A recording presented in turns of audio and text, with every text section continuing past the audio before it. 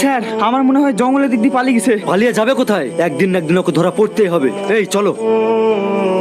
কে তুমি? তোমাকে তো ঠিক চিনতে পারলাম না। আমার বাড়ি এখানে না, আমি এই রাস্তা দিয়ে আসছিলাম, আমাকে কিছু কুকুরে তাড়া করেছিল, তাই ভয়ে এই বাড়িতে ঢুকে পড়েছি। বলছি আপনাদের এখানে কোনো ঘর ভাড়া পাওয়া যাবে না?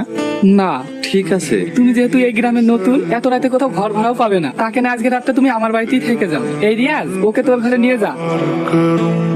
কি কাজ করো তুমি? কোনো কাজ করি না, এমএ পাশ করে ঘরে বেকার বসে আছি। আপনি কি করে? আমি বিজনেস করি, তোমাকে যদি আমি কাজ দিই করবে?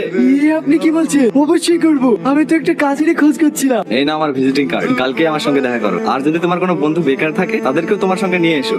আমার একটা কাজের ভীষণ প্রয়োজন ছিল, আমাকে এই কাজটা দেওয়ার জন্য আপনাকে অসংখ্য ধন্যবাদ। আচ্ছা ঠিক আছে। हौले हौले जिंदगी